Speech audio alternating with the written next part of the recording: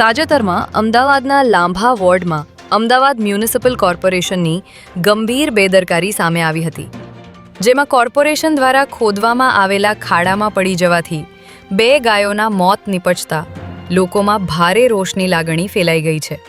અહીં કોર્પોરેશન દ્વારા ખોદવામાં આવેલા ખાડા પાસે કોઈ પણ પ્રકારનું બેરિકેડિંગ કરવામાં આવ્યું ન હતું, જેના કારણે 2 થી 3 વાછરડીઓ અને 2 ગાયો આ ખાડામાં પડી હતી.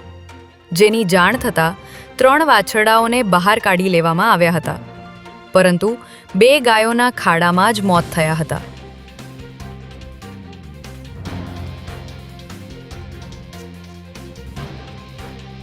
અમદાવાદ મ્યુનિસિપલ કોર્પોરેશનની બેદરકારીથી ખાડામાં પડેલી 2 ગાયોના મરણ થયા છે, ત્યારે આ અંગે જવાબદારો સામે કડક કાર્યવાહીની માંગ સાથે કોંગ્રેસના પ્રમુખ રાજેશ સોની કાર્યકર્તાઓ સાથે નારોલ પોલીસ સ્ટેશન પહોંચ્યા હતા, જ્યાં ન્યાય માટે માંગણી કરવામાં આવી હતી. મ્યુનિસિપલ કોર્પોરેશનની ગટરની લાઈન ખોદાતી ને એમાં બેદરકારી જે દાખવવામાં આવી એના લીધે 3 ગાયોના મૃત્યુ થયા છે. હવે ગાયના નામે મતમાં આવેલી ભારતીય જનતા પાર્ટીએ અત્યાર સુધી કોઈ એમની પર પોલીસ ફરિયાદ દાખલ થાય એવી કોઈ કાર્યવાહી કરી નથી અથવા એવા કોઈ આદેશ પણ નથી આવ્યા.